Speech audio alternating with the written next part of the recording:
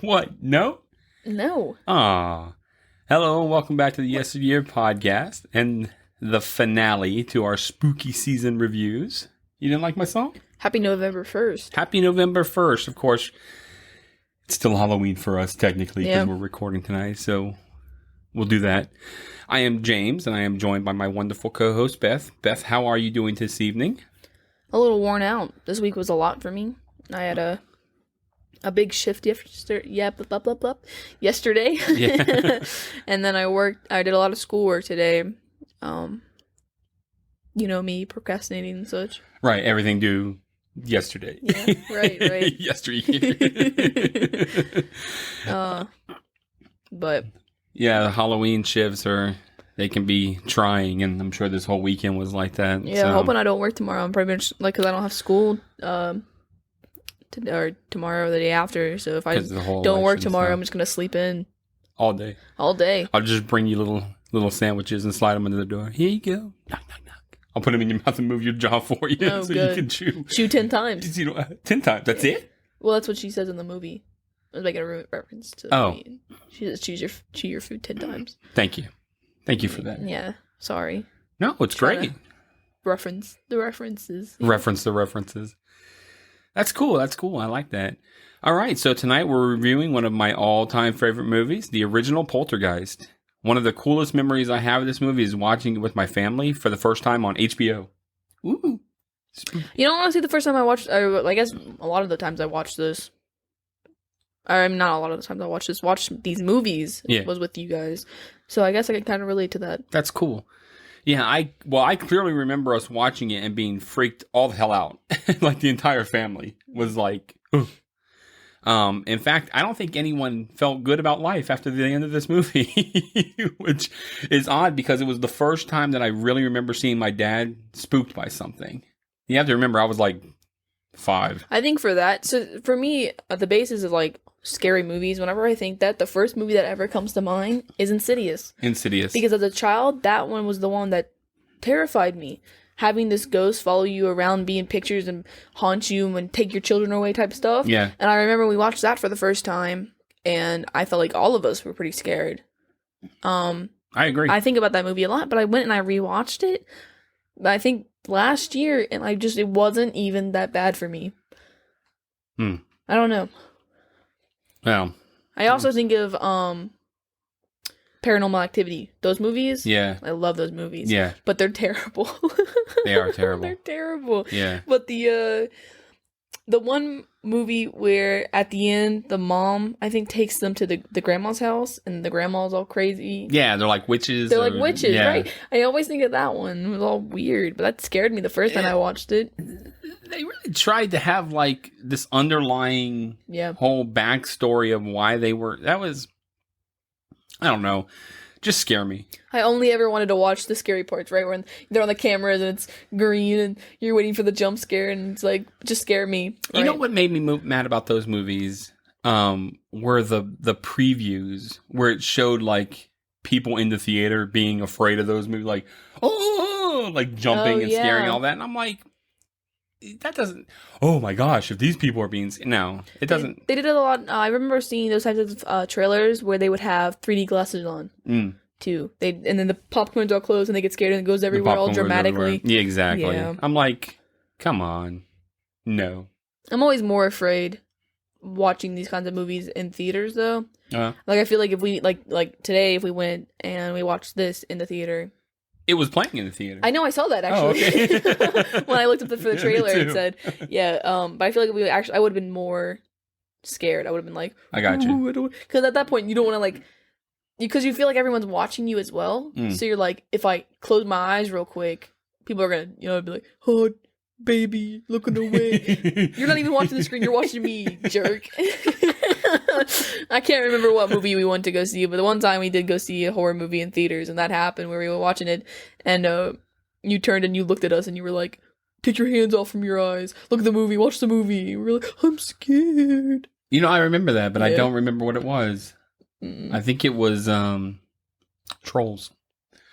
No, I'm joking. I was gonna say. When I watched it the first time my freshman year, there's no way that's that movie. Just joking. I don't remember. I do remember getting on you about not watching the movie. I do, because that's how I am.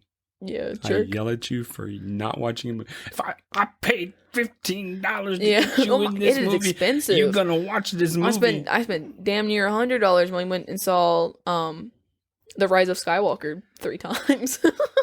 Right, they're just counting all the little bills from you. 1, 2. There was my, I think, that came around last December, or was that around my birthday? Other ways, all of my birthday money went towards that, and then some of my bank money. Because I was like, the first time you paid for yourself, I believe, and I think you bought snacks, but we went and we saw it, and then I was like, and the next day I was like, let's go see it again. Yes, he's not dead. And then we went and saw it again, and I was like, let's see it again. And we saw it again. Yes. And people were like, really? Yeah. Yeah, we're back. We want to see it again. You know, it was good each time, too. Right. And then I watched it again once Disney Plus came out, because I sat down and I watched all of the Star Wars again. Nice. So. My kid, ladies and gentlemen. Yep. Awesome. In my mind, he's not really dead. In my... He's just somewhere else. He never faded away. Mad. I got tears in my eyes. Oh, we'll take a break. Dude, I was so mad. And I talk about that one story, though, with the airdrop and the people were right in front of us. I was talking about that, actually. I talked about that Friday. Yeah, because I have a teacher who teaches my teaching internship class, and she was talking about how when because we were talking about the Navy, and she was talking about how that was one of the programs that she could do teaching within it, teaching Army kids. Okay. And she was like, they went on a field trip once, and they were all airdropping things, because that was really popular. Like my freshman year was just the airdrop teacher stuff, because people, or anyone who had their phones on.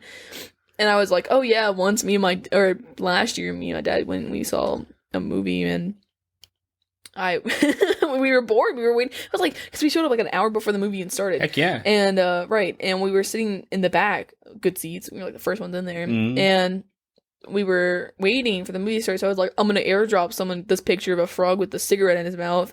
And I was like, ha ha ha. And you were like, ha ha ha.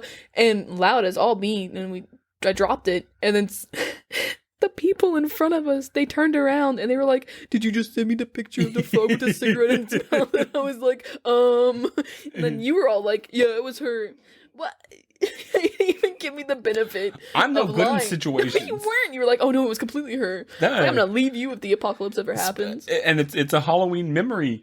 There was we lived in another house, and we had got we wanted to do this thing where we dropped, like, you were visited by the spooky ghost man and dropped like a little gift. Oh yeah, I remember doing that. You remember that? Yeah, we did it to your friend. Yeah. Yes, we did do it to, but we did it to the kids, like the house right at the end of the cul-de-sac. They were really nice. And I knocked and I ran off, and the kid saw me, right? Or he's like, so he comes out. You're supposed to just take the gift. And I hide. Your mom hides, and I hid behind the car, and I knew that he heard me, so I meowed. I meowed like a cat. I went, meow. And maybe he'll think I'm a cat. No, I'm not. Who would think that you're a cat? I'm not good in situations. No, I'd be all like, oh man, the creepy guy from next door. It's out here, but I'm like, Mom. Right. Guy dropped off things. He's meowing. Oh, that's true. You drop off candy and he's meowing behind the car. You kind of seem like a freak. I'm a weirdo. Yeah. I wouldn't eat it. We're not eating this. I wouldn't eat it. I would not. Anyway, eat it. That was fun. That was fun. That was terrifying. Well, you sent us to do it to your friend, and to Aaron. Right, because Tabby was the one with the bag, but I was hiding. I was there too. Yep. I don't know why I was out as well. Because she wouldn't go by herself. Probably. Oh, well. But I was hiding behind the car, and I was just like, it was dark outside, and I was like panicked because it was silent. I didn't hear her ring the doorbell or knock or anything. So I was like, what is this happening? And I'm sitting there and I hear the door open, and I was like, just stop breathing. I was like panicking. I was like, oh my gosh, because I couldn't see where you guys were. I was like, they just left me here behind this man's car. This is how I get taken. Yep, this is it. Oh gosh, that's awesome, man. Good movement. Good memories. Good times. Good times. So, as I was saying, though, this movie was on HBO a lot. And I remember when it wasn't on, we were renting the movie from the video store. We could watch other movies that were supposed to be scary, but for us, this one always held up. And I do think that I hold a lot of, I mean, spoiler alert, I said it's one of my favorite movies. It holds up, and it's got a lot of nostalgia for me. But to watch it again, I don't see flaws. And I don't know if it's because I don't want to, or because there's just not any. I mean, it's a good movie. Okay, I never know when to say things, you know, like when we do these episodes, I never know when to comment on stuff. Yeah. Well, we're at the what's your initial impression part, so. Right. I'm trying to think. I watched this movie. I said this before in another episode, but I watched a bunch of different horror movies last year because I had a study hall and I would watch them during my break.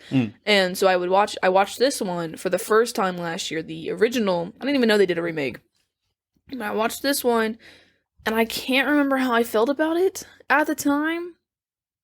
But I mean after finishing it again now, I don't see how this movie could be scary. It seems like a lot of, and not whatever, I'm not saying it's a bad movie. Blasphemy. I'm just saying it's one of those kinds of movies that it seems like it relies a lot on just flashy lights and quick things. Okay. And it was very big on the sound. And then and you know, after doing this podcast, I can't even give the 80s benefits of the doubt. Because I've seen certain 80s movies where I'm watching it and it's like, that looks very real. The real factor is what I think would have driven this movie. So it's like, this could happen to anyone at any time in your home, because the whole Poltergeist thing is what she was talking about. It could end, but it didn't look real. You had ghosts with creepy faces, or like things that were just too big out of size, and it just looked weird. When they open the door and the discs are all flying everywhere, you can tell that it's CGI animated. It was 80s. Just looked bad. No, don't say that's just 80s though. That's what I'm saying. We've watched other movies where other things looked really good in the same kind of sense. Okay. Looked really real. But this just didn't. It made it seem just meh in my eyes. And I'm watching this and I'm like, you're relying too much on the jump scares, sort of. Really? Yeah, it seemed like it was more loud sounds, flashy lights, and the jump scare factor that was supposed to be the boo, but it wasn't. So the idea of it doesn't do it for you? I love ghost movies. Right. Love ghost movies. So I hold them up higher than anything else. Okay. So I judge them more. So this for me, it was really low, because it doesn't look good. B, there were only some scenes, like the meat scene, or when he's in the bathroom, that I was like, that looks really good. Or when she's flying off, and the attention to detail with her hanging on, it's kind of like breaking off, and she's sliding off, and she has it in her hand still. Yeah. I thought that looked good. But it didn't pick up enough for the rest of it. I mean, you have the ghost coming down the stairs, and then the lights are always flashing. Yeah. Like, I'm going to email the podcast, and I'm going to write you a nasty hate email. I'm not saying it's a bad movie. I enjoyed the acting in this movie. Yeah. Most of the acting. I didn't really like the teenage girl's acting. She was Dana was the worst. But I liked, like, you know how I am with reactions. I always like when the reactions feel real, and the mom's reactions were on point. Yeah. The mom did a fantastic job, in my opinion, acting. But the visuals ruin it for me. You're watching a movie that's supposed to be scary. You want it to be able to connect to your viewer. And as the viewer, it didn't feel real. So then I didn't feel threatened. And therefore, the panic wasn't there for me. See. You know, like when you're watching, like, Saw, for an example, and the whole base is that these are bad people who did bad things. Yeah. So the entire time you're watching the movie, you're like, oh gosh, any of the bad things I've done, they're going to come and take me away and put me in these rooms, and how do I escape from this? Scary. See, I feel like the tension, the high tension of this movie. What tension? I had tension the entire time. The little girl's taken. She's in the house. It could end at any point in time. It could end at any point in time. That's fair. That's done, but things are still happening. You know, it's going to be one of those movies. They're not going to kill the girl. They're not going to kill the girl. If they killed the girl, the movie would end. The music just comes up. La, la, la, la. No, I mean, you have What the heck? when they brought the one second lady in, she'd be like, "Oh, I'm sorry, your kid's dead." Boom, movie in. So you're sitting there and you're knowing the girl's not gonna die, so it doesn't really matter. So the whole it can end at any moment wasn't a thing for me. That would have been more of a thing for me. The tension would have been higher, as if the mom got stuck in with her, and then it was like, oh shoot, now you got two of them in there, and it was like from her point of view, like in Insidious when the dad goes in after the son, Yeah. and then he's in the afterworld, and it's like, oh god, or any movie where there's a portal or a gate and it's like slowly closing. That's tension for me. Okay. So I don't accept that for this. So what was your initial impression of the movie? Well, again, I mean, my first initial impression was good because I had watched it last year and I figured that I was like, okay, well, this is going to be an okay movie. Okay. I mean, it's got artwork. I like the DVD art. I like the DVD art because I like the colors and everything, and then the static. Yeah. So I would watch based on like the trailer and the DVD art and everything like that. I gave the trailer a 3 out of 5. It didn't really wow me, but it didn't look that bad. Yeah. So I'm right there with you. For a trailer was at 4. I'd give 4, but I can say you're right where that's a whole other point higher than me. 0.5. I said a 3 out of 5. You said 3.5. No, I said 3 out of 5. Oh, wow. 4. Yeah. 4 is I'd give that's a really good trailer for me. Something that really caught me off the edge of my seat. I'm gonna go see this movie right away kind of trailer. Fright Night. No. Nice. So, Poltergeist was released June 4th, 1982, and is billed as a horror thriller movie. It follows the Freeling's family whose house becomes terrorized by a poltergeist. The movie is written by Steven Spielberg. You know who he is, right? Yeah. Yeah, she says. Brought us gems such as E.T., Raiders of the Lost Ark, Jaws. And it stars such actors as Jo Beth Williams, Craig T. Nelson. Those are the parents in the movie. The film had a budget of $10.7 million and grossed over $76 million. So see, that just like makes it even worse for me. You get $10 million. You have Critters that got like what, $2 million. Yeah, Critters looked better. It made this was the highest grossing horror film of 1982 and 8th overall for the year. And the film received it was well received by the critics as well as audience, and is a modern horror classic. It did do several sequels in 86 and 88 and a remake in 2015, but other than the creepy old man from part 2, nothing holds up to the original. That creepy old man from part. No, I've ever watched part 2. He's enough. It's not that good.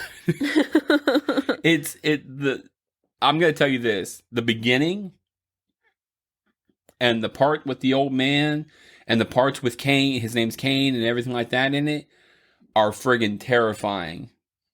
But other stuff that happens in the movie, it's like they're trying to capture the magic that happened in this one. Yes, I say magic in this one, and it didn't happen. Is that fair? You don't know. You've never seen it. I don't know, yeah. So, you ready to get into it? Yep, let's get into it. Awesome. All right. So we open over a quiet run-of-the-mill suburb with houses that look one and the same, basically. I mean, like, I can't tell house from house. I think the people that are looking at the house later even say that. That terrifies me.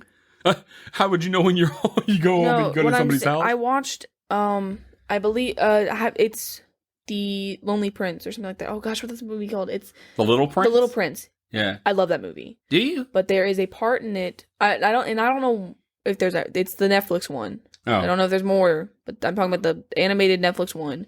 But the beginning of it, it's from the point of view of this little girl, and her house is the same as like hundreds of these houses, and all these cars come out at the same time. You go to the same place and do the same thing every single day, and her life is like organized by her mother, and it's very controlling. And that kind of life where you live in the suburbs like that and every house looks the same terrifies me. Really? Yeah. I hate the idea that everything will be so ordinary like that. The beginning of the year, actually, my government teacher gave us a prompt, and he said, "What makes you unique?" And I said, honestly, there's not much that make any of us unique. A lot of us are very the same. A lot of us live the same kind of boring life, and it's hard to think of it like that, but that's honestly the truth.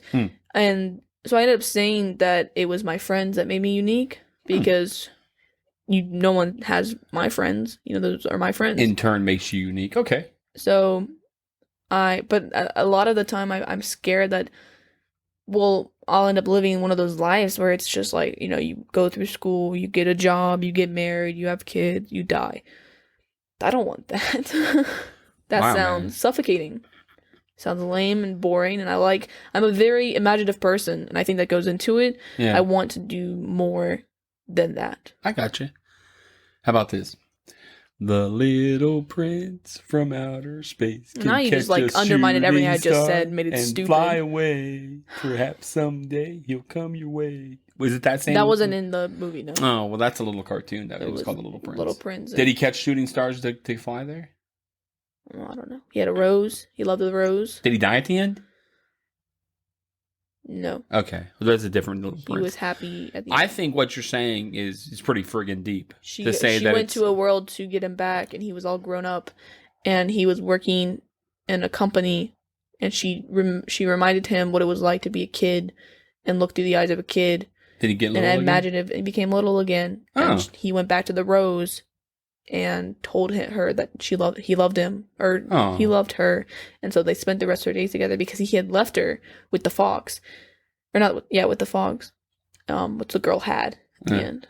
It was very sad. The movie makes me cry because the man dies. The old man dies. Because she meets the old man, and he's all like, "Oh, you live like an adult, but you're only like 8."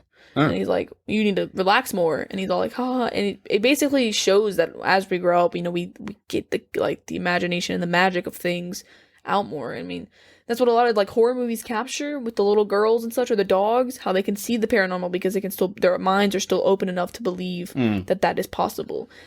And so stuff like that makes me sad because I'm sitting now I'm busy thinking about bills and trying to manage my money and trying to go to school and, work on everything. And I don't have time to sit back and think, oh, magic and rainbows, that's still real. You become cynical. You mature. Yeah. So that movie basically has this old man who didn't do that. He has the magic in his life still, and he shares it with this little girl, and he tells her the story about the little prince, and she goes and she finds him, makes him remember, and then she goes back, and the old man freaking dies. Rough, man. So sad. That was a lot of feelings. It is. And then you were sitting over there with your stupid little baby. Catch a shooting star and fly. It was a cartoon that used to come on, and then they made a movie called The Little Prince, and it was supposed to be based on him, but it was a live action, and he friggin' dies at the end. Oh gosh, live action. No, I really wish really I would cute. not have watched it. It scarred me as a child. I came, sometimes when I see movies and I come downstairs because sad things happen, so I come downstairs real fast and I'm like, yeah, your sister does the same thing. So you both get really depressed over things. My favorite character died. I still get, because I get very attached. It does. This is what it looks like. Oh yeah, see, it's different. Yeah. It looks like claymation almost. I think some of it is. Huh. All right. I love stop motion pictures. Yeah, I tried to make it, but my frames per second don't work out real well. Everybody's all janky. You have to have a lot of. I think in order to go into stop motion films, you need to have background information as an animator. You need to have abilities that apparently I don't contain. But my cartoons were really funny. I made one. I'm sure. Well, when I was younger, I remember you had this big green screen in this place in the garage. Yeah. And you had a little camera that you were setting up to do something that never went anywhere. It didn't. It didn't because I got busy. Yeah. Such is life. Such is life. So, of course, we're getting credits during this time. It's the little flyover of the neighborhood and everything. We see a man on a bike carrying beer riding through the neighborhood. Oh, shoot. What did you... What? Some boys with an RC car crash in front of him and cause him to crash out. Doesn't that happen after the girl goes downstairs and starts talking, wakes everyone up? Oh, no. Are you sure? Yeah. Because I swear something happens and then the whole thing with the overthing happens. Man, I hope you watched the right one. Oh, dude, I'm kind of scared now. Let me bring it up real fast just to make sure, because I'm a little worried. That's why I asked you. The 1982 version. That's what I thought I watched. Hold on. This. With this lady? Yeah, that's it. Okay, but look, hold on. I don't have sound on, so it's not going to blast anything, but start up. And then I'm trying to... There, this starts. You have static on the TV. Oh, you know what? I apologize. I did not. That's right. And, she sits there and she talks to him and everything like that. That's when she wakes everyone up, and then the thing starts. That's that's rather important. That's where the thumbnail comes from. Yeah. My mistake. And then, yes. Right. So she comes downstairs, talks to the people on the TV and everything like that. And she wakes everyone up in the house, and they're all like, and that's where the whole conversation about the sleepwalking comes from. Right. Because they're all like, why are you doing it? And then the intro to the movie starts playing, and they have the thing over the town. That's a good... Wow. That's 4 minutes into the 5 minutes into the movie. I'm going to tell you, I'm going to be honest what happened. It started playing. Your mother's giving me face. It started playing before I flipped the TV over, and when I saw where it was at in the credits, I thought that you know what, when I was watching it, I was like, I could have sworn there was a part where she's like answering questions when it's talking to her. Yeah. And then she's like, no, I don't know. Yeah, that's the beginning. That's that part right there, which is what the thumbnail comes from because of Dad sitting there. Okay. You really bethed that. I really bethed that. We're going to move on. Yeah. So, all of that happened. Yeah. Then the man's look riding at his you bike. Thinking you know what happened. Ha ha. Ha. At least we watched the right movie. That's true. That was scary for a moment. So, some boys with an RC car crash in front of him, causing the man to crash out, which I thought was really a jerk move. Crappy, yeah. Yeah. He's racing to make it to his friend's house where they're watching football game, and we find a woman who finds a bird named Tweety dead. There's a funny scene here where Mr. Rogers keeps flipping on due to the neighbor's Ben's TV being on the same frequency. Yeah. And they're like having like a little war, like click, click, click, click war. The mom gets busted by the daughter when she's about to flush Tweety down the toilet, and instead they make a makeshift coffin out of a cigar box. Note to self: we don't flush birds down the toilet. That you just don't. When I can't, even as a kid, I was like, man, I'd have got my. But you don't do that. We don't flush things down the toilet. Well, at that age, I was never young enough to and never had a pet that was. Sorry, I was never young while having a small pet like that that had died to do that. I think every child should be given a goldfish. So they can see it float? So they can see that. No, yeah, well, so they can see it die. Yeah, that's what happens. You have a child. I mean, at the age of like 5 or 6, you're going to be like, oh, I want the dog, I want the puppy. And you're like, here's a fish. And then you see the fish, and then like, you're going to get bored with it. Obviously, after like 2 days, we're kids. Yeah. It's going to die. And you're going to be like, oh, sad. There goes goldfish. And then, I'm not good with names. And then, you teach them death that way, and you're like, okay, then it goes down the toilet. Okay. That way it's not so brutal. I mean, we always had dogs, and there was never, other than Pickles, who's still alive somehow to this day, I mean, there was never a dog that stuck around long enough to see, or that I saw, get sick and die. So we always got rid of them. Pickles is unnatural. Pickles is what, 16 years old, I think? 14? Almost 13. Almost 13.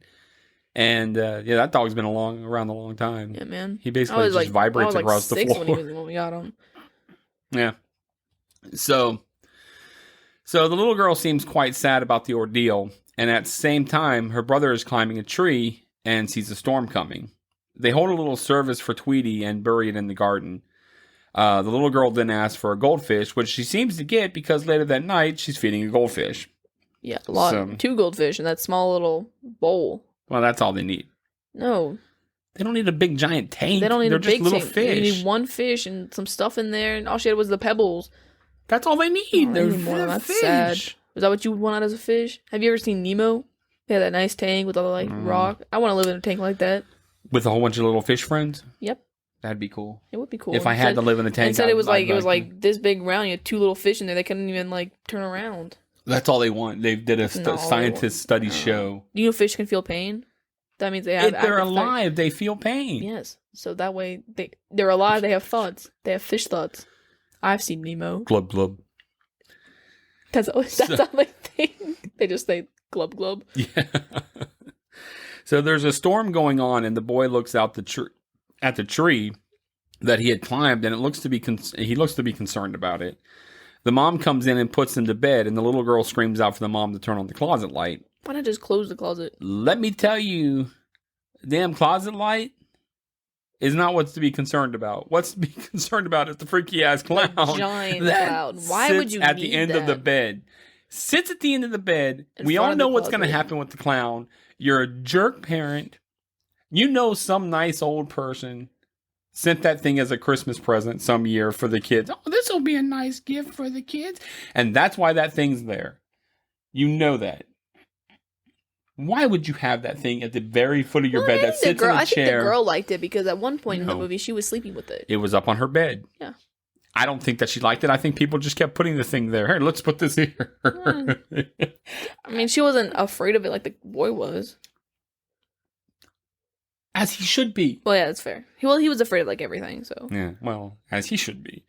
Later, the parents are getting high, chilling, talking about their childhood, and hoping that sleepwalking isn't genetic, which flashes back to the part of the movie that I didn't bring up in my notes. They also discuss the pool that they are going to dig in the backyard. While doing so, the son is watching the storm get closer and freaks out about the damn clown sitting there at the foot of his bed. Fair. He gets up and throws a jacket over its head, which has the Chewbacca face on it. Yeah. But I guess that's still better than the clown sitting there staring at him. Yeah, the Chewbacca. I was looking at that. I was like, that probably would have spooked me too. Yeah, I don't want to see any faces looking at me when I'm sleeping. I probably would have just thrown it in the closet. It would mysteriously disappear if that was my clown in my room.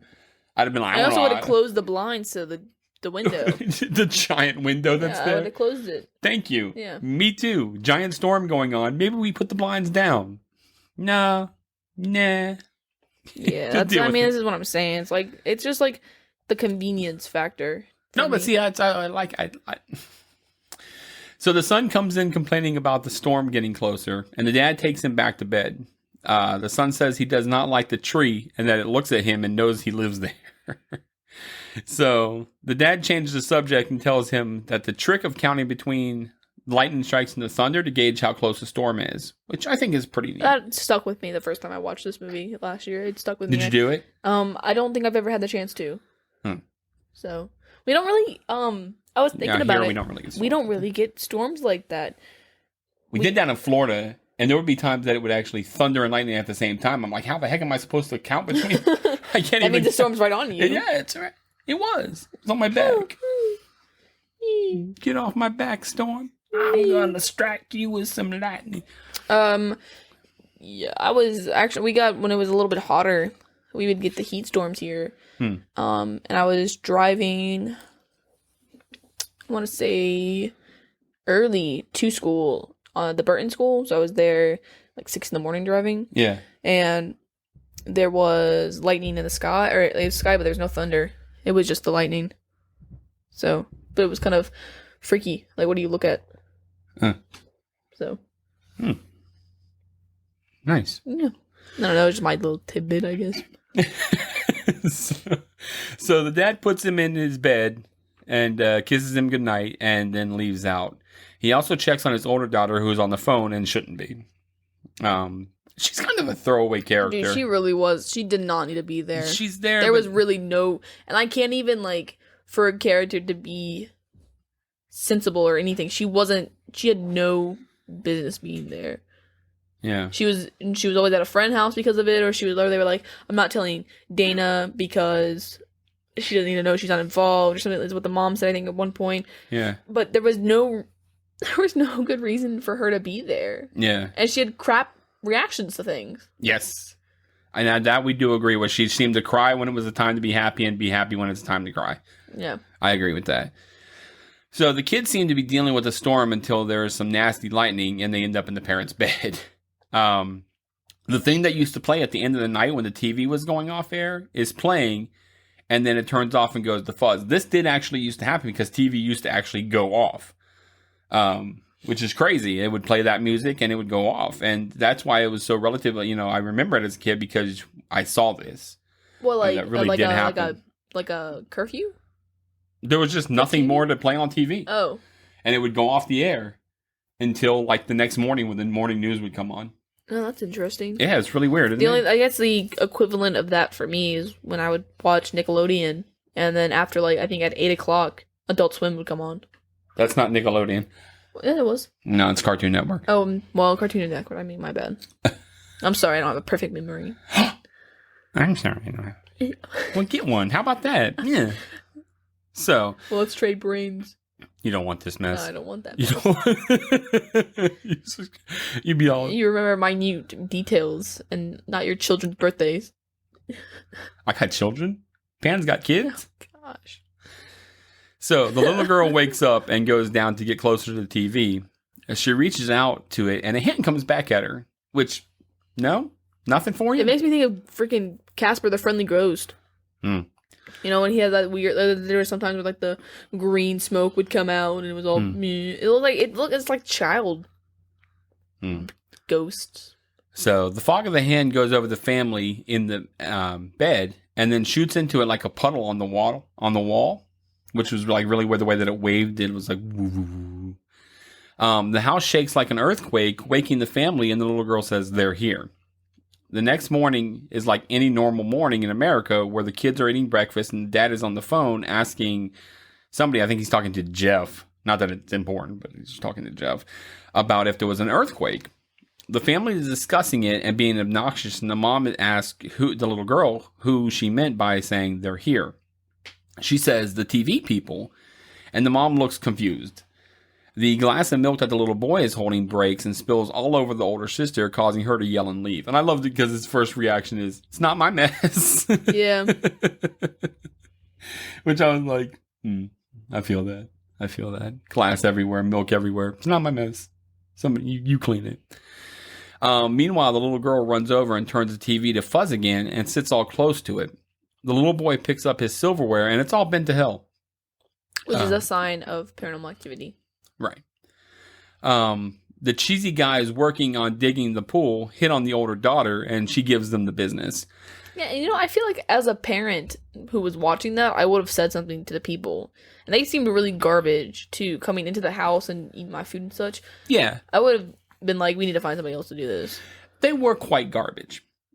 But if dudes were doing that and you handled it and you took care of it yourself, I don't know that I would in front of you come out and do. I don't feel like she really handled it.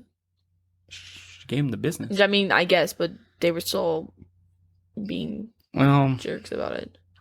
I think that was a prerequisite of the job at the time. Like, you had to be aggressive and smarmy. Okay. Dumb. So the mom complains about the chairs not being pushed in and pushes them all in, and then finds a dog in the bedroom barking at the hole that is in the wall from the night before, like the little burn mark. The mom returns to find all the chairs are pulled out again and gets spooked by the daughter and makes a funny comment about being in a cigar box with a piece of licorice. Yeah, it's obviously a Tweety reference. You almost put mommy in a box. I really think that's funny. I think that was funny too. The little girl says she didn't do it. That's why I really like the family dynamic here, because there's like small comments between like throughout the movie that makes it feel like this is actually happening to them, right? As a family unit. So it was like, but again, I think a lot of that was carried by the mom. The mom was really good. Yeah. So the mom pushes all the chairs back in and walks away for a moment and returns, and the chairs are stacked on the table. So the mom asks if it was TV people that did it, and the little girl says yes. She asks if she sees them, and she says no. She asks her if she sees them, and she says no. Let's just stop right here, just to say this is the moment when the Wallen family moves out of the house. If chairs are just stacking themselves neatly like that, I'm not staying. See, and I feel like that's not what would happen, though. Ideally, yes, but I think that... Really? Yeah, now, do you know your wife? She'd be all like, yeah, let's sit around and investigate. She might want to investigate, she but I would don't bust think out all the ghost equipment and sit down on the floor and be like, give us a sign. Yeah, see? Give us a sign. We're not leaving the house. Also, if it's one of those situations where the ghost is attached to you, because they don't know if it's a poltergeist or a spirit, then we're just going to move houses and it's going to follow us there, like in The Conjuring. So, Whatever. We're gonna sit down. I don't want and to have be a nice there. conversation with the ghost. Bust out the spirit box. Be like, "Is anybody there?" And they're gonna be all like moving chairs and such. And we're gonna be like, "Do you want to have dinner?" Spaghetti. Spaghetti. You're off the show. That was good. Leave. Aw. Leave. But that's it. Your mother's co-hosting. You're off the show for spaghetti. Anyway. That was good. So then we see Steven the dad showing a house to a couple. So he is in real estate, obviously, for the entire I like the development. transition there because it goes from their kitchen into the other kitchen that looks exactly the same. Yeah. And they're all like, "Oh, it's phase 5." So 4. I'm sorry. Yeah. Well, that's Phase important. 4. It comes up later. I guess it's important. The numbers are important. He returns home after showing the house, and his wife Diane is freaking out, pulling him into the house before he can even drop the trash can. You see the driveway? I did like that. Yeah. He's like, I don't think they make a stop here. But the driveway was garbage. Yeah? Yeah, he scraped it. Coming in because it's like this. The angle was awful. Yeah. Yeah, things like that are what, like I pull up and I'm like, oh, this is a lovely house. Your mother would see that and be like, yeah, we're not moving here because I can't get my car in and out without scraping my car. Right. Like, I don't even pay attention to those things. I didn't even pay attention to it in this movie. Yeah. You miss a lot of minute details. You miss a lot of minute details. How about that? Why? Did you notice that? Did you ever, when they were playing the TV, the song came on or whatever, the Abe Lincoln sitting in the chair thing? Yeah, and it gets close on his face. No, it didn't get close on his face. It does get close on his face. It goes and it gets scoots up on it. First, it shows him as afar, and then it goes just pans to his face. It doesn't go to his face. And then it goes to the imaging. Whatever. How am I gonna trust you? Didn't even notice the first half of the movie. You know what? I can't even fight that. Exactly. So Diane tells him to think back to when he was a kid with an open mind and sets a chair that slides across the floor without anyone touching it. He inspects the chair, and then the mom sends Carol Ann, the daughter, down the same path, and she also slides. No. Well, maybe. No? Yeah. I might slide. I would want to try and be like, oh, try to move me. And be all like, and I'd be like, it'd probably flip me over like a pig. It goes to move you, and you just scoot a little bit. Aw.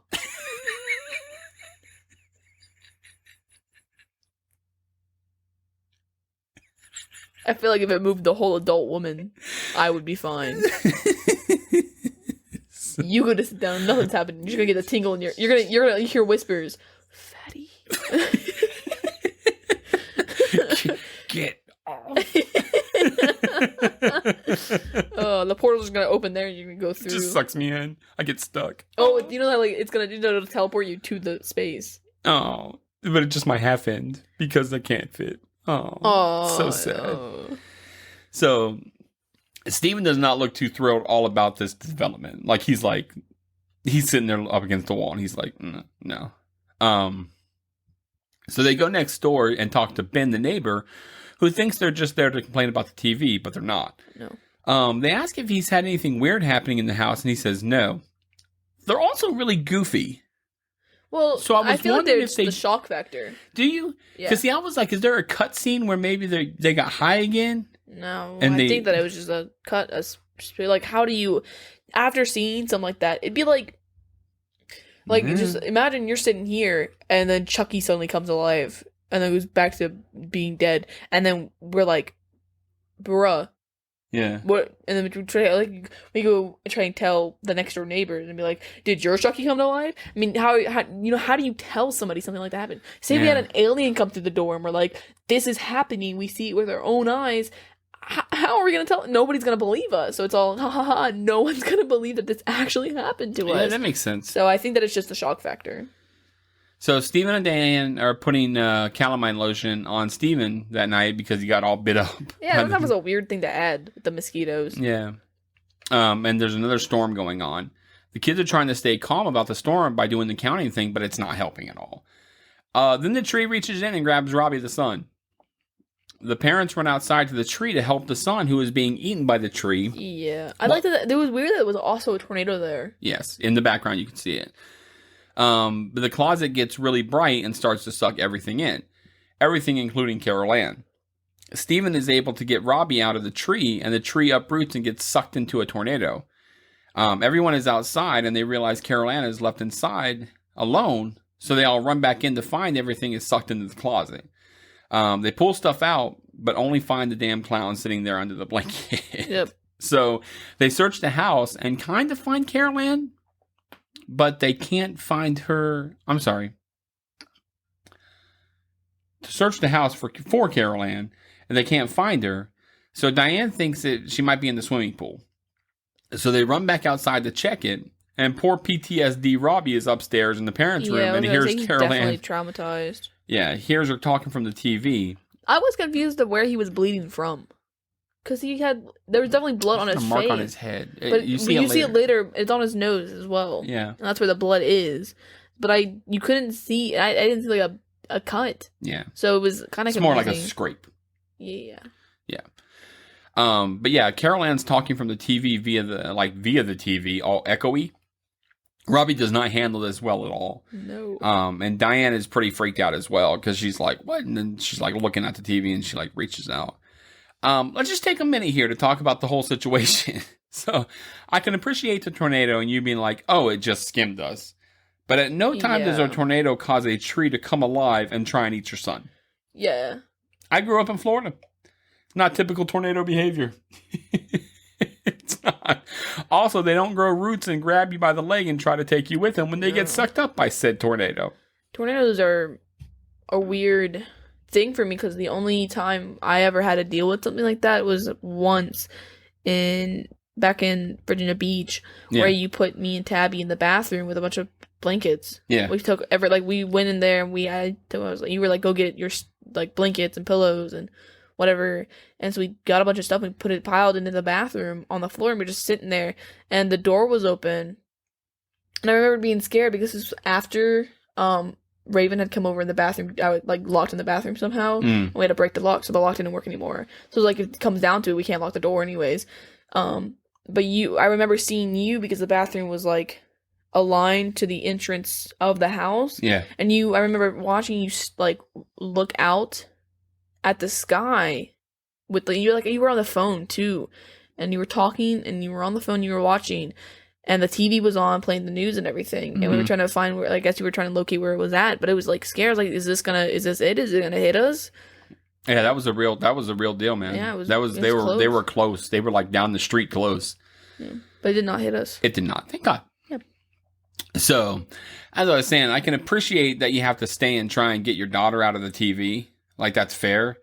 But maybe we send all the kids to go stay with grandma while we get, some much needed help. Is all I'm saying. Yes. Like, or you get a hotel at least. You take them somebody else. Yeah. You definitely take the kids out of the picture. Immediately. It's not a wait around and see, and maybe we spend it. I think at this point, had the girl not been taken anyways, yeah, it would have been at this point out of the house for me.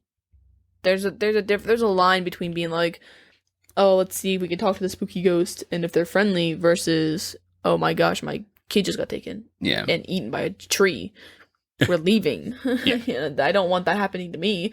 Certainly didn't want it happening to my kid. No. So the next day we see Steven at a university meeting with a parapsychologist team, giving information about the family and what's been going on. I find it interesting that it's always at a university that they find help. Yeah. It's like that with Ghostbusters too. There's like teams going on and sorry. Going on and everything like that, and those people get there and they get funded to do experiments. I think it's because what the lady said is because it's psychology, so it's parapsychology. They take it as psychology. So I would take that class. Oh, me too. So heck yeah.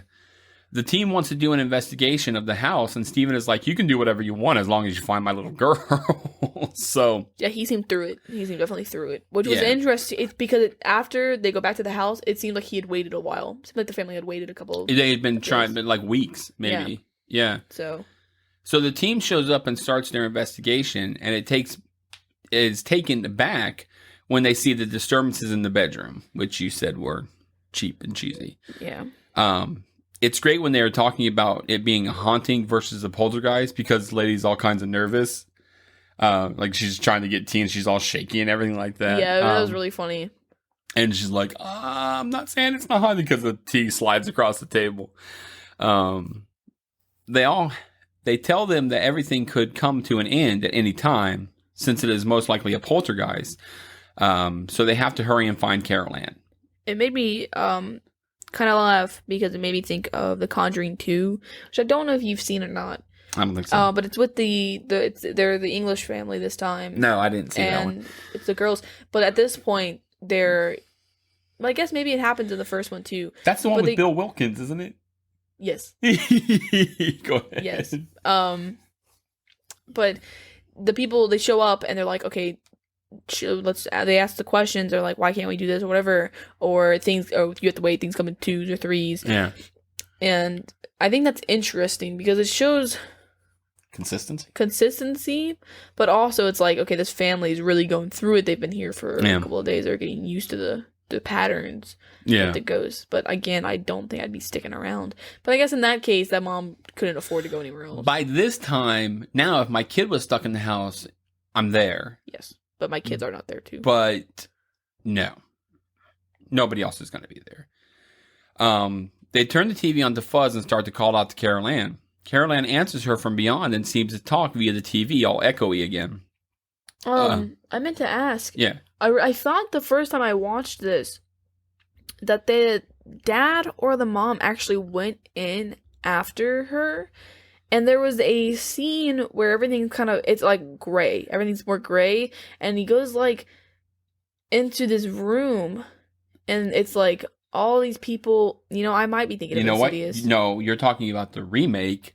But I feel like I've never seen the remake. Well, you might have seen this part because the boy actually in the remake, they send the kid in, and the kid goes in. It was definitely an adult. It wasn't. Well, in Insidious, at the end of Insidious, he goes to the afternoon. But it was great, and there were people around. It was like older people, and they were watching him. I think so. Yeah. Okay, that's what I'm thinking of then. Yeah. Again, I totally mixed. That was a pretty creepy movie, man. But again, after rewatching it, it wasn't not so much. It wasn't there for me. Childlike eyes versus mature cynical eyes. Yeah, but I mean, again, you're asking someone who played a bunch of the games where it's like jump scares repeatedly. Yeah, you guys get. We'll talk about that in a second. I saw that. I was watching part 2 of that one where you're the little person and you run across the table and all that.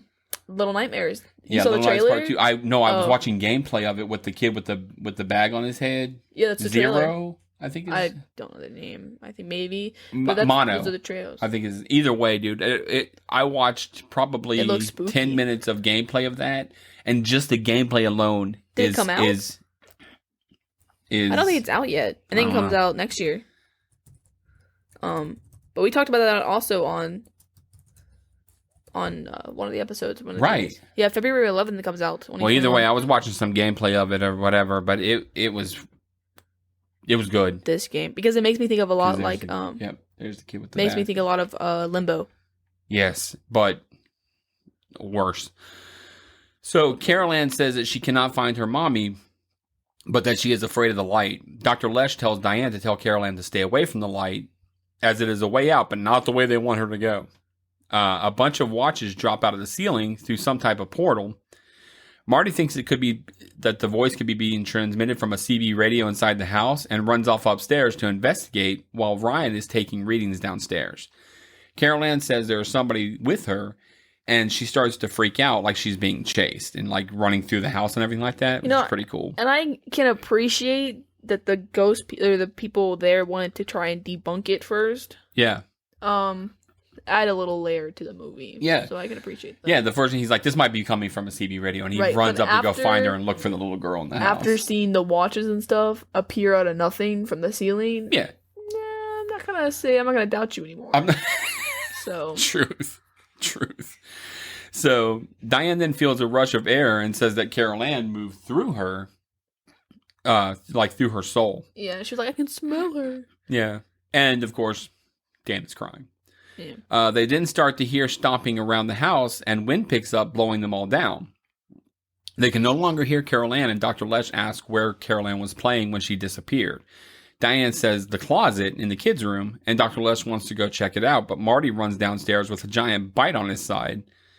You can see teeth marks. Yeah. Which, I'm not staying. No, and I don't care if I'm part of the team or not. He certainly did not stay either. No. He left. Not yet, though. Not yet, no, but I mean... Steven wants to send everyone away, but no one but Dana wants to leave. And she does, dude. She does go stay with friends or do whatever. And she's like, I'm going to Lisa's house. And she's like, you go to Lisa's. What do you tell your friends when you're an emotional wreck? My little sister is stuck in the house. I'm not saying anything. That's gonna ruin my social life. Yeah. Again. My house is. I mean, like I'm just saying, like, and again to what we talked about, I think last episode. Yeah. You know, or we did with Nightmare on Elm Street, where she wakes up in class and she's screaming. Oh yeah. No, you're not recovering from that. So I'm certainly not gonna go and be like, yeah, so my house is haunted, guys. You know, my little sister was taken into the TV by the TV people. You know, there's a spot in the kitchen where it can slide you. You don't even know what's going on. Everything, you know, just crazy. And, you know, things are coming down the stairs and stuff. No. It's just going to be... I'm going to look at you like you're... first of all, I'm going to think you're lying, obviously. And I'm going to be like, you're crazy, too, maybe. So... I don't want you... You can't stay the night. My parents said you got to go. We're actually going out of town. Yeah, it's real unfortunate. Real bad timing. Got to drop you off. No, you're walking. Dr. Lesh and team discuss what is going on and where the transmission might be coming from. And then later that night, Dr. Lesh and Diane discuss what is going on. And Robbie kind of comes up with a plan of how they could tie a rope around him to go in and get his sister if he was dead. Which kind of foreshadows what's going to happen in the future. Yes. I thought that was pretty cool. True, it was a pretty good idea. I didn't like how he was all like, oh, she's dead. If I die too, tie a rope to me and then we'll come back. Yeah. Yeah, you were... No. Well, he's a kid, so he's seeing it from a kid point of view. No, he looks like he's 12. He's 8. So... Old enough, in my opinion. Well, they also discuss what happens when you die and the light that comes for you. She talks about people who don't cross over and become angry and others that just get lost. So everyone is basically going to sleep while Ryan and Marty are watching monitors. Marty tells Ryan he's going to go get something to eat. So he goes and gets a chicken leg that he puts in his mouth and prepares to cook a steak. I was like, oh no, the meat scene. Yes. He then sees the steak crawling across the counter, and when he shines the flashlight on it, it starts to erupt with like... giblets. Meat chunks. Yeah, giblets is what I said. He spits out the chicken, and when he flashes the light on it, it's covered in maggots out of his mouth. Congratulations. Made me want to throw up. Which was disgusting. This man really got the short end of the stick. He did. Out of everybody, he really did. Yeah. So he runs into the bathroom and seems to get microwaved and literally starts to pick and peel his face off, which is just gruesome. And I would not recover after this one. I'm going home and going insane. How do you feel safe again in your own home? I'm all for, oh my God, I got something coming on my face like this.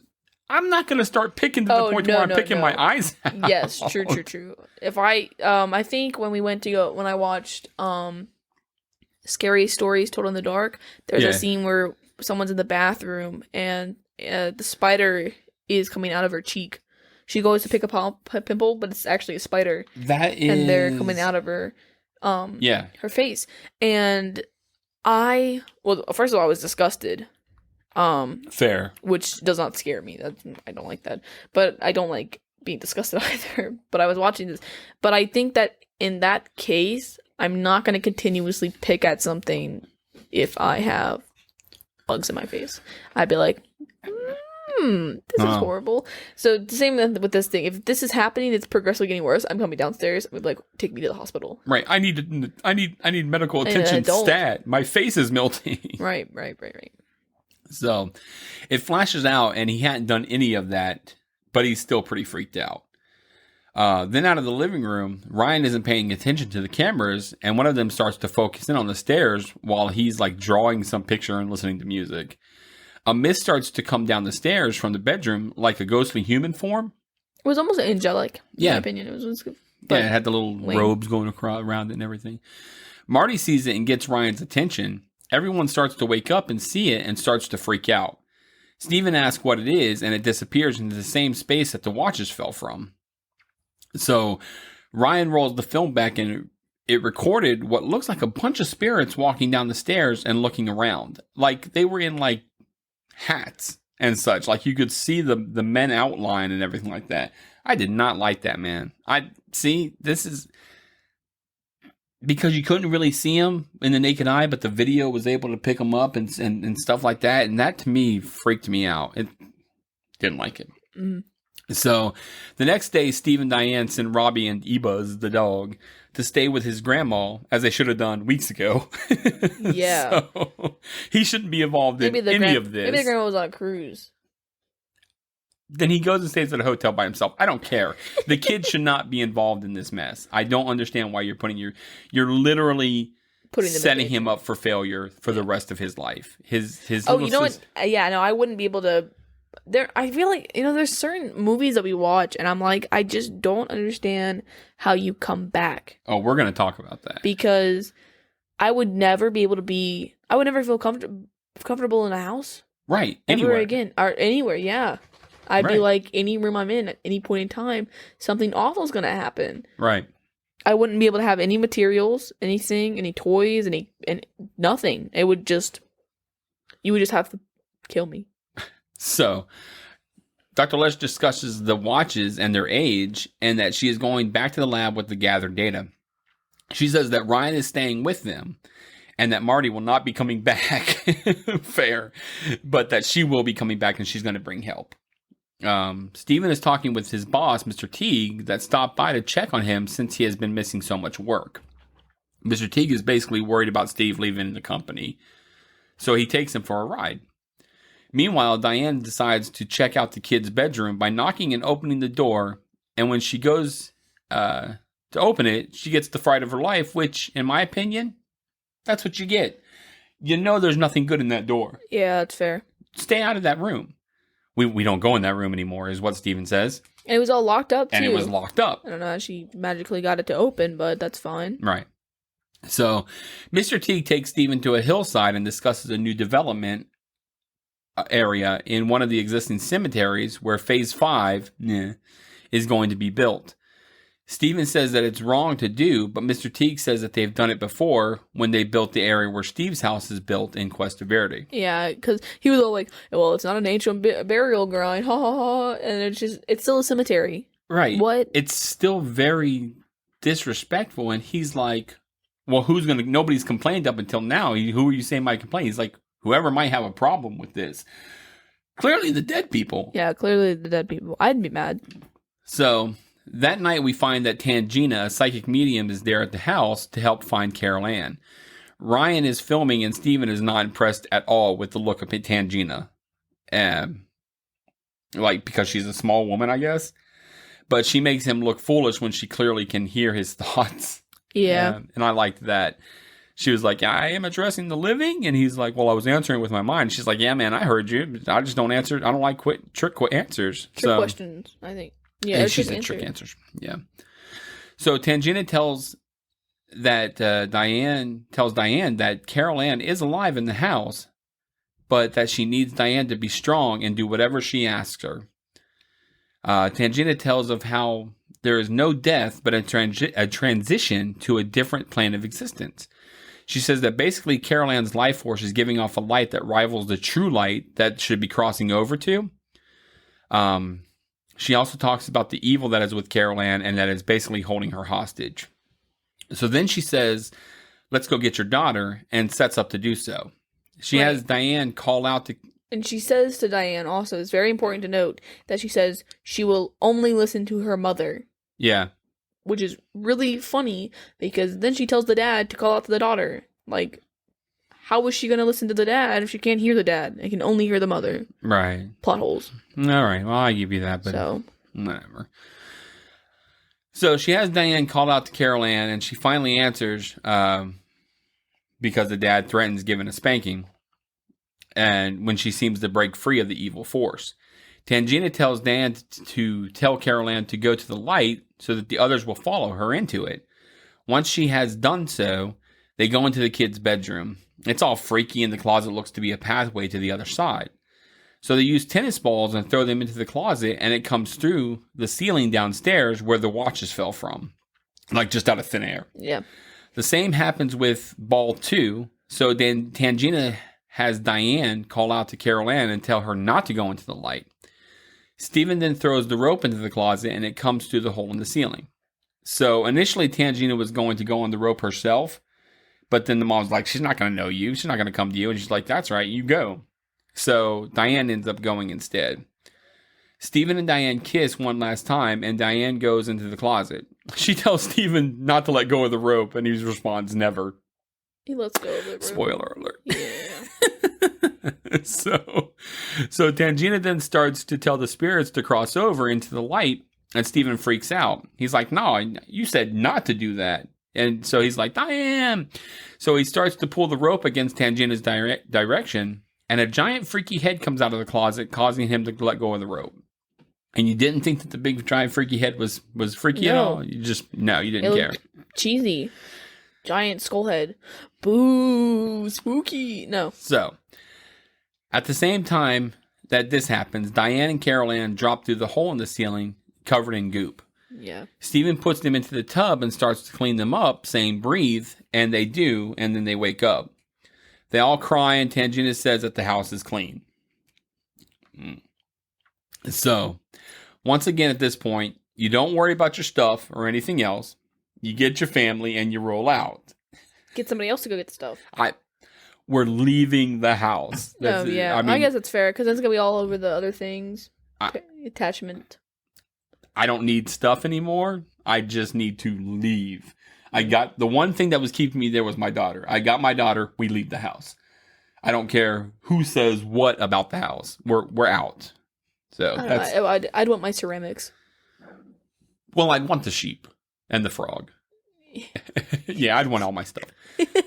I want my stuff, but I don't care about. I'm not. Somebody else is going to go get it. Is basically what I'm saying. Yeah, I agree. They, however, decide that they are going to pack everything up all nice and neat and move normally. Yeah, you know what? At first, I was kind of confused because it almost seemed like they just went to another house and were like, "Well, we're just going to live here now." This other house in the neighborhood, and I was kind of confused by that. But I guess they were still in the same house. Yeah. So. Yeah. So Dana says that she is going to dinner with friends and will be back because Stephen does not want them to sleep there at the night. He wants them to go to the Holiday Inn or whatever. Did you hear her little comment about, I remember that place? Yeah. Yeah. Skank. So, because the mom was like, what? And she changed the subject real fast. Stephen has to finish stuff up with his job, so the family is chilling in the house. So that's a big note for me, but whatever. I guess it's important because when Dana comes back, she got a hickey on her neck. Yeah. Yeah. Because she's trash. But, I mean, whatever. You deal with things in your own way. So let's just say that. It's fair because she's literally got her little sister that's getting sucked into the house and getting thrown all over the place and spirits coming down. I mean... Whatever. She didn't need to be there. Whatever. Didn't need to be a character. So, Diane is going to dye the gray out of her hair that seemed to happen after being sucked through the house. How does that happen to hair? I don't know. You just lose all pigment in your hair. Happened in Freddy. Happened in Nightmare on Elm Street. Happened Nancy style. Yeah. But I don't understand that. Yeah. I don't either. I guess you get scared so bad the color comes out of your hair. Did it happen it should have happened in It too, to Henry. He should have gotten scared so bad that his hair turned white. I don't remember. So I don't remember. The kids are sleeping in the same room that Carol Ann got sucked into the closet in. Right, for whatever reason. Why would that? I literally don't understand. Just because some lady said it was clean. No, I'm not staying in the same house. I'm not sleeping in that room. I wouldn't be able to sleep. Especially that room. Like, that's what it's like. I know it's got to happen for the story, but this room is the room. That's why I take away from the movie. I don't understand. Yeah. It doesn't. That's the realness factor for me. I got you. As I don't relate to that as somebody, even if I don't have kids, me as myself, as the kid in that situation, I wouldn't have slept there. I'd been like, absolutely not. Yeah, I'll sleep on the couch. Yes. I'll sleep on the floor. I'll sleep anywhere. I will sleep in the pool outside. I'll go with Dad. I will go with Dad. Yeah. I don't want to stay here. For whatever reason, the creepy clown is still in the room as well, sitting in the chair at the end of the bed. Why wasn't that picked up? They're leaving it. Robbie goes to throw the jacket over it again, but misses, so he just goes to bed. And it hit it, so its hand fell down too. It's like ching. Diane is finishing getting dressed and cleaning up when all hell breaks loose again in the house.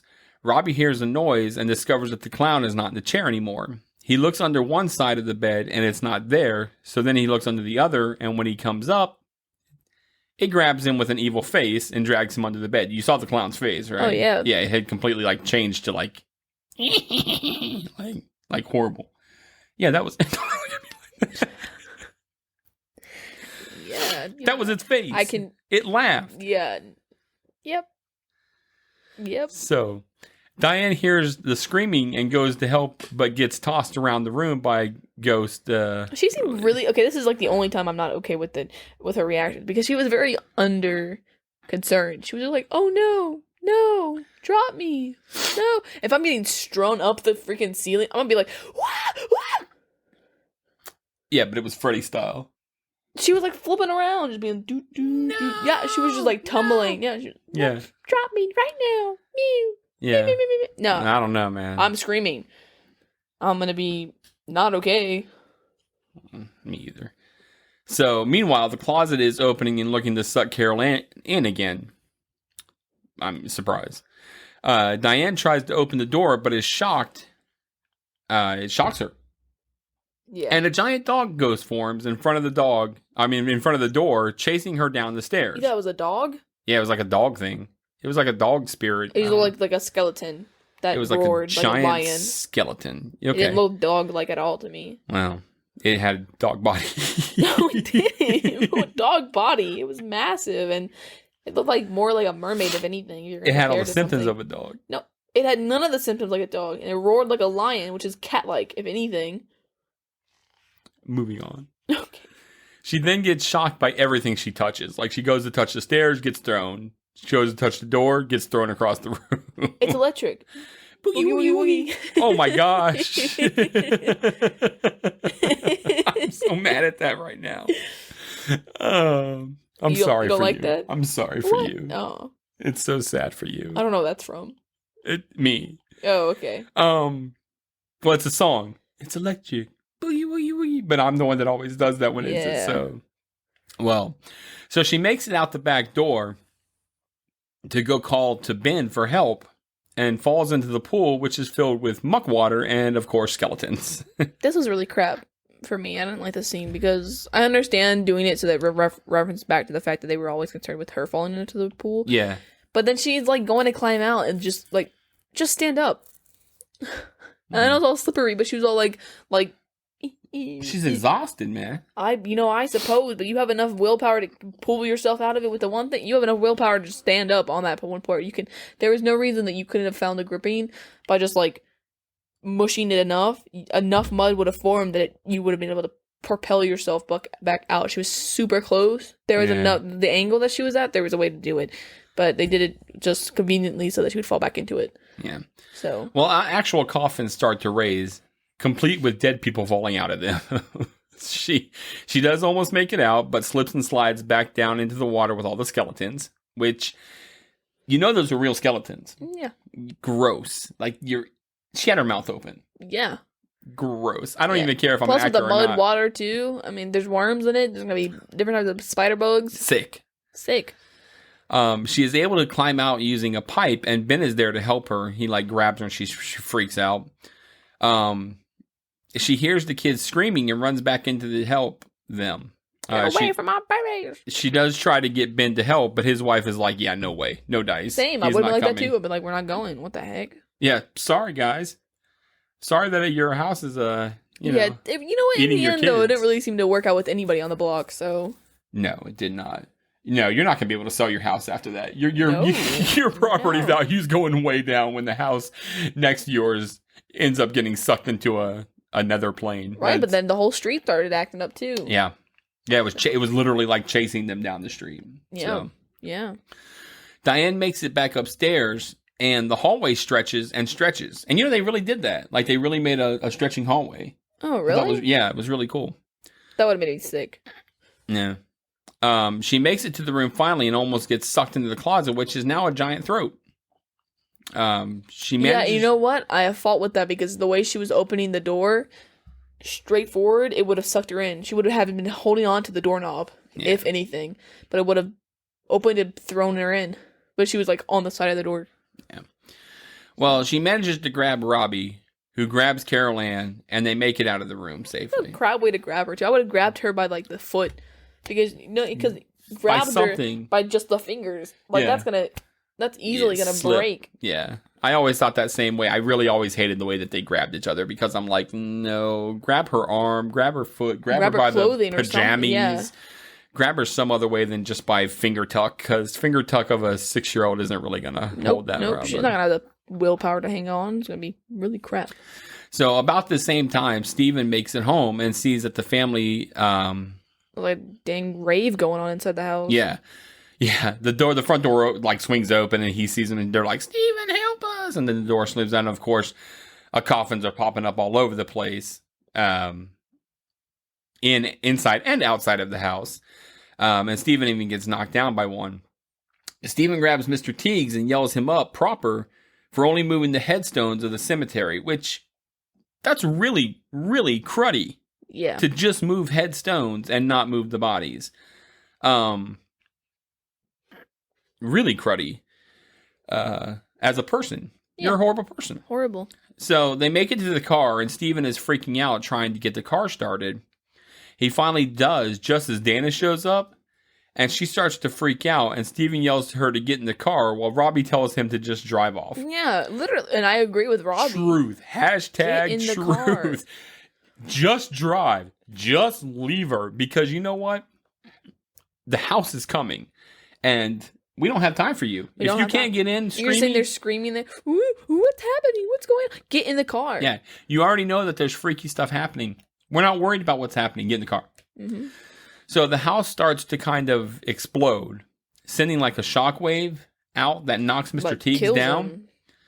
And then it implodes on itself, disappearing into a small light. And like as I said, as they're driving away, like there's fire coming out of like the what do you call those things? The fire hydrants and like cracks happening and explosions, and it's not good going on. The neighborhood's not going to survive. The family does drive off into the night and makes it to the Holiday Inn.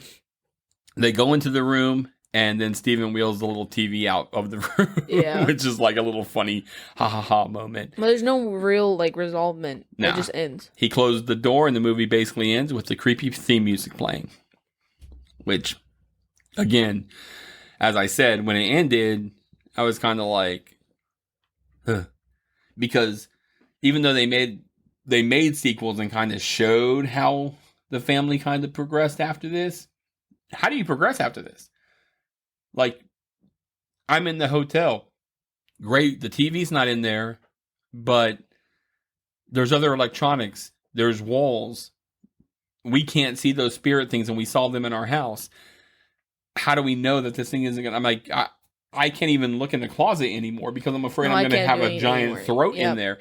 This is one of those movies that really is how do you go on? Has always played in my mind. I don't know. No answer from you. No, I mean that's just. No, I get it. So your overall thoughts and experiences of the film. Meh. Would you recommend it to a friend? I wouldn't say I would recommend it. I'd probably watch it with a friend. Yeah. It's like I said, it's not, everything was very convenient and it was all flashy. And it didn't look good. Okay. I liked the reactions, I liked the acting, so I give it the point for that. Yeah. But I do like how you base all your stuff on points on, you say, okay, this, you check off your boxes and say this, that, and the other. How many moves do you give it? Give it a 2.5 out of 5. Oh my heart. It wasn't really that good. Oh my heart. I think it bored me the first time I watched it. Really? Yes. And I think it bored me again now because that's like... This is my 5 horror movie. Because it's the one that I go to as being the one that I really scared me as a kid, scared me, everything like that. I mean, again, I'm like you are now, to where I don't get scared like that. Watching a scary movie, I know what to expect out of a scary movie and everything like that. But this movie, the whole idea of it, and then again, being a parent and the whole thought of losing a child like that, where they're alive, but there's nothing you can do about it and everything like that. the whole psychology of it is just messed up, and it's a 5 for me. I really think it's about how you set it up. I really think that it has nothing to do with age. I mean, I watched, and I brought it up, The Boy. Watching that movie, that was my freshman year. I'm 14, 15. I'm watching that movie, and it's a psychological based movie, but it sets it up as a horror movie. So you're like sitting there and you're like, what's going on with this doll? Is it it's scary because it has the tension. Yeah. Tension at a good sound. It didn't rely on sounds. It didn't have it wasn't bad acting. I mean, with ghost movies, supernatural movies, the realness factor is the biggest factor for me. Yeah. The Conjuring scared the H out of me when I watched it the first time. Yeah. That was scary because it had jump scares, but it also had the realness. It made it seem like this was like genuinely something that was happening, and and then it was all like based off of true stories. So you're like, oh shoot! But it was like, it was being able to relate to the family and relate to the fact that this looked like something looked real, so it could be real. And you don't feel like this is something that could happen. I mean, if a poltergeist happens, and this is what's I'm not saying that it couldn't happen. I mean, this is the same kind of thing that happened. It's based on a real story. It didn't look real. It had the graphics didn't look great. You had weird giant skeleton heads, and then the throaty, gushy stuff. You had giblet meat. And the bugs, the gross doesn't work. It's not a good factor. Yeah. I don't think that's good. I don't think it's a good play.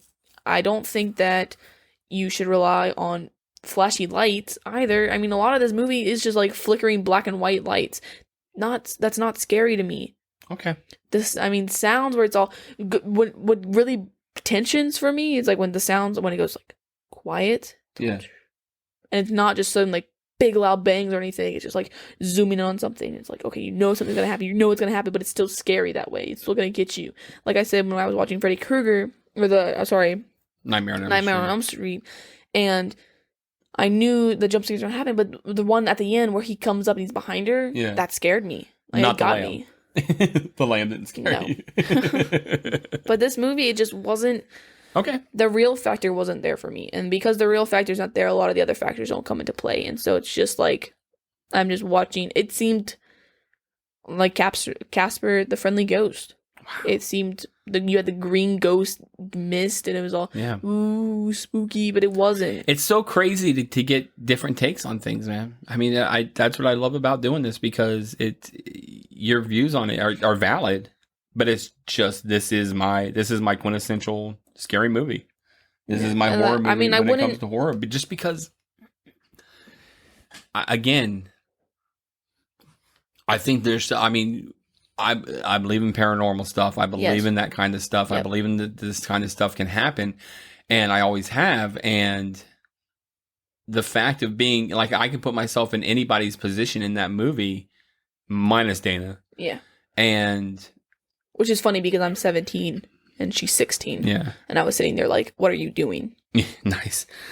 But I can put myself in any of the positions and kind of see, like, from the even the doctors, and the investigative team and stuff like that. Like, we've done that stuff. Your mom and I have gone and done that stuff, and being in that thing when you're hearing, like the voices on the EMF and all that kind of stuff is EVP is freaky. So what's funny? I was actually going to bring this up. There's a new game that released recently, Phasmophobia, which.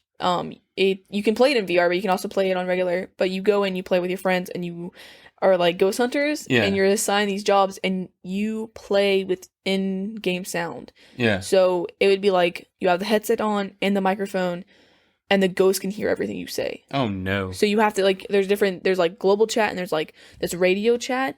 So if you're too far away from someone, it actually sounds different. Oh wow! And then you can hear it from like left to right, and it's so cool. And you have like the EMF, like the spirit box, the temperature things, and you have the ghost names, you ask the ghost questions, and the box. So I was playing that last night actually for Halloween. Oh nice. And it was in a house, and a lot of the activity was right in the very beginning of the house in this corridor. So she my friend, I was just the two of us at the time, she was in the van to see how the activity was spiking.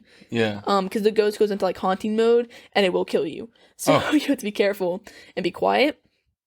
So I had the device out, the EVP device or EMF device. EMF, yeah. And I'm sitting there and I'm like waiting for her to come back.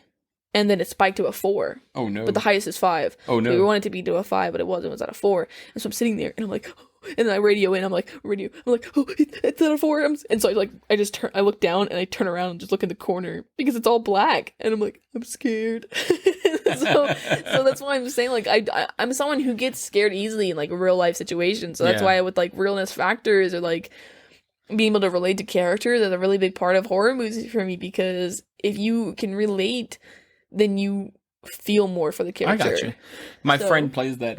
He does live feeds of that game. I was wondering what it was. Yeah, I've heard of it. I didn't know what it was, but I've heard of it. Yeah. And he's like, "Should I play this fast movie?" And I was like, What is that?" So now to know what that is, that's pretty interesting. It's incredibly fun. It's just really, really spooky. we were playing and we were my computer was bugging out because the laptop I play on is crap. But so I stayed in the van. This like the third round we were playing. We had 2 more people who had joined us. Yeah. So I think it was just running slower. So I was in the van, and I was sitting there waiting for them to come back out because they were trying to finish the objectives to get more money. Yeah. And it was like 10 minutes had passed, and I was like, "Oh shoot! Nobody's radioing in." So I tried radioing in. And I was like, "Hello, you guys doing okay?" And there was no sound. Oh no! And so I looked at the chart. I was like, "Oh my gosh, have they been dead the whole time?" And I'm just sitting here because if they die, you don't know. They can't. They just have question marks. They have question marks on their little names. Oh no! On their sanity thing. So I turned to look, and I just hear screaming, and they were coming out of the house, and I was like, "That was such good timing," but it was really funny. And then one of the friends had died actually. Oh my gosh! She turned around. She died like right in the doorway. Oh my gosh! Yeah, that sounds really cool. I'll have to watch you play that sometime. Game. That's really cool. All right. So some trivia? Favorite character. Sorry. My favorite character is going to be Robbie. Just because he really goes through it in this entire. Yes, I know you're going to give me that face. Robbie, because to me, he really sold it. I think from when it came out, again, I was close to his age. Oh, that's fair. Probably close to Carol Ann's age. But he, of course, being a boy and him being, I could relate to Rob. And I just feel like he kind of caught the short end of the stick because homie almost got eaten by a tree. Oh, true. Homie almost got killed by a tree. Homie almost gets killed by a clown. Choked out by the clown, yeah. And it's still Carol Ann. Oh, Carol Ann. Yeah. Oh, and I'm like, can he get 5 minutes? Can you give him 5 minutes? Hey, you know what? We heard this, but we want you to know that we really do care that you almost got eaten by the tree, and we're real sorry. He's the middle kid. And by the way... Middle child. Yeah, he is. Middle child things. Later on, when she does get taken, and now we realize that the tree was trying to eat you, like you said, maybe we apologize and say, hey, we just want to let you know, pal. We get it. We're sorry that the tree almost tried to eat you. And next time we'll do better. It's something like that. I just feel like he really caught the short end. Yeah. P.S. You also send him away immediately. You don't continue to expose him to this horror house that is what's going on. When he sees all those dead people coming downstairs too, and he's like, is that our house? Yeah, man. Real sorry you're getting to have to see this stuff. Something took a bite out of you? Wow. Holy cow, that could be me. Can you please get this poor kid out of this house? Yeah. That's fair. So that's why he's my favorite, because he goes through it and he still comes out strong on the end. He's still willing to just drive off, to just go with it. Yeah, just drive. Like he's sensible in it to just we're done. I'm done. So your favorite? Diane, because she's a strong mom. She had a really good mom reactions. Gotcha. Aside from not caring about the middle child, but whatever. Least favorite character? Dana. I said she should have died. That would have made her useful. At least something. Yeah. Nobody dies in the movie. Nobody dies. What was your favorite scene? Favorite scene is, of course, meat scene. Meat scene? Yeah. Mine actually was something we didn't talk about, but when they're after the girls, like, you're clean, the house is clean, they're going back to sleep, like, right before everything starts going to crap, Carol Ann has her doll with her, but the head's off, so she slides it back down on the body. Yes. That's my favorite scene. And then she grabs it and hugs it and rolls over. Yep. So that was all for me. Very cool. Very cool. So yeah, some trivia.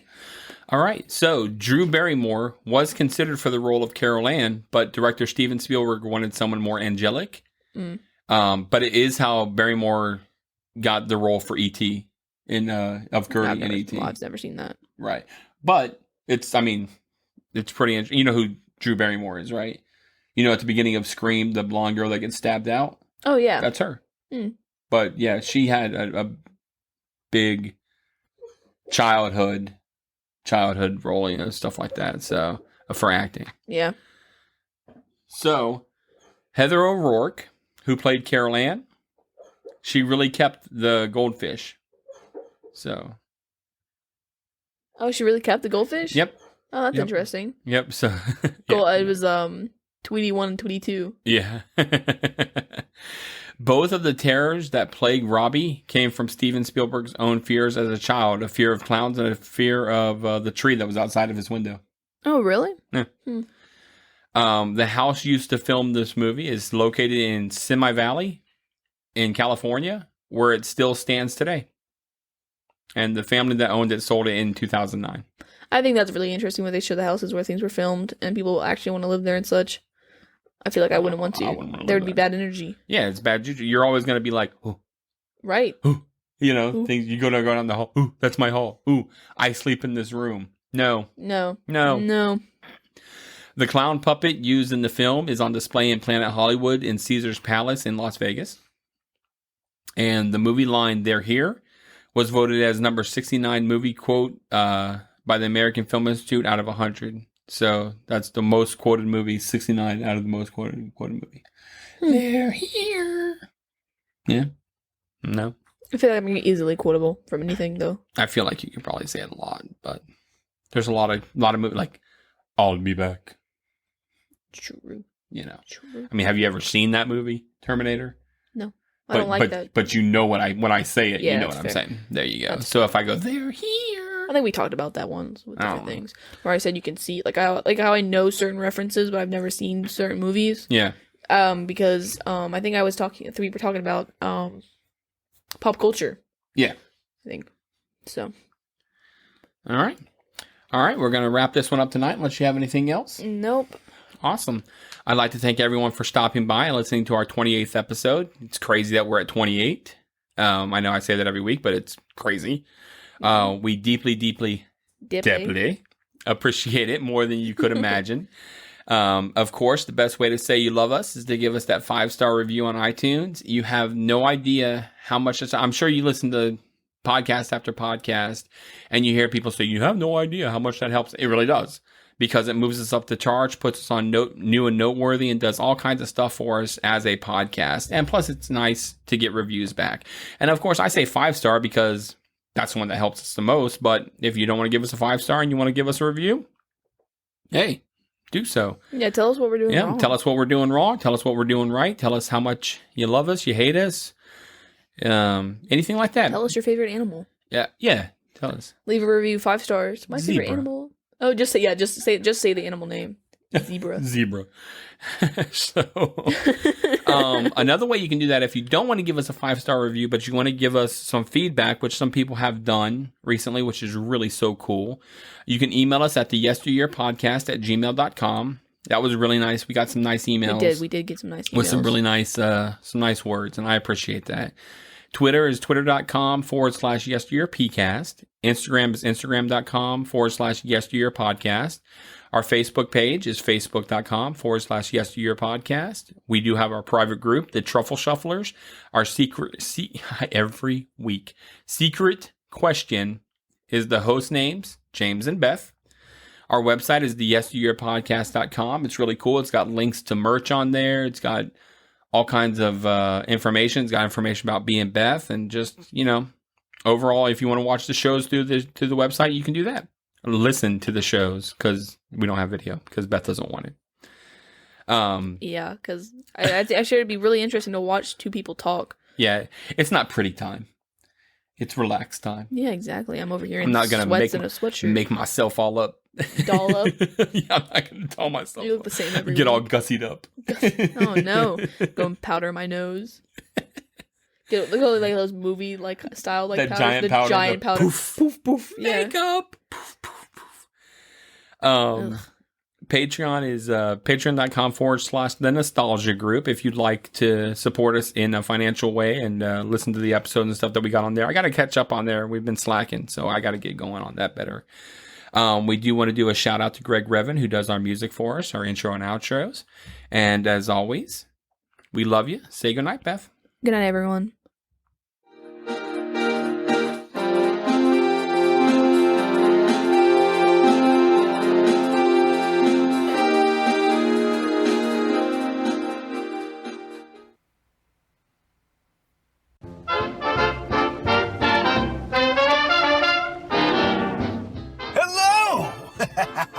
This is Dr. Boris Orlock, the host of the Happy Horror Coffee Break Old Time Horror Radio Show podcast. What is a podcast? I don't know, but I do know every other week, I, along with my happy robot assistant here, Bite me. Not a butler, Garth Garfunkel. Why, hello. And the heavily depressed, demon-possessed teddy bear, Crappy. I did some bad stuff in my life. Take on a slew of comedian, author, musician, and whatever else guests, and ask them the questions that nobody cares about. Then they help us to turn online scary stories into old-timey horror radio dramas. Come and join the fun. There's music and t-shirts. Find us on iTunes, Spotify, iHeartRadio, Slapstick, Hard Knockers, and whatever else made-up name they give the podcast platforms nowadays. So settle down, tune in, and enjoy your Happy Horror Coffee Break.